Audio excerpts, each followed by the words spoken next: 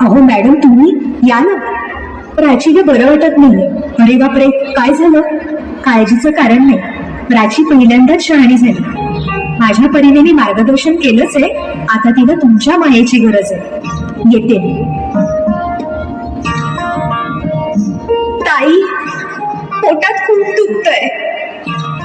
घाबरू नकोस. प्रत्येक बाईचं आयुष्य नव्याने सुरू होतं जेव्हा ती वयात येते. आणि तू आता वयात आलीस.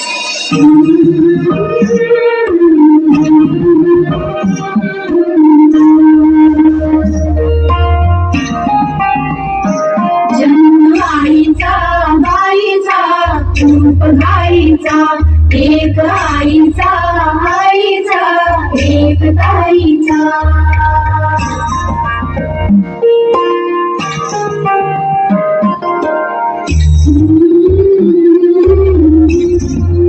पाठ दुखते, ताप आलाय. नाही सांगू काय झाले, का तुला सखरे नाहणे आले. मायन सांगे माईचा, जन्म बाईचा बाईचा खूप गाईचा. मुलगी एकदा नाही तर 3 वेळा जन्म घेते. एकदा आईच्या पोटातून, एकदा ती आई होते तेव्हा. पण तिसरी आणि महत्वाची वेळ म्हणजे ती आई होण्यास सक्षम होते तेव्हा. होती खेळ खेळाया, चाहली मोठी चाहली काया. घमे सारा गंध जाईचा, जाणले आता वेगळे काही, जाणले आता वेगळे काही. रंगल्या साड्या या दिशा दाही, भास कोणाचा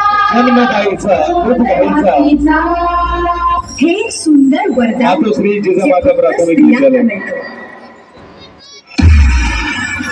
आई बाबा, मी शाळेत पहिली आले. आई कुठे आहेस तू?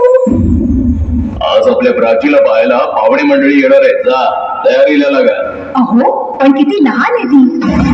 आई माणसांना जेवढं सांगितलं जातं तेवढंच करावं. निघा. ऐकलंस ना बाबा काय म्हणाले? ती नाही जाणार तुम्हाला सोडून. समाजातल्या परंपरेला तुझी आई सुद्धा बदलू शकत नाही.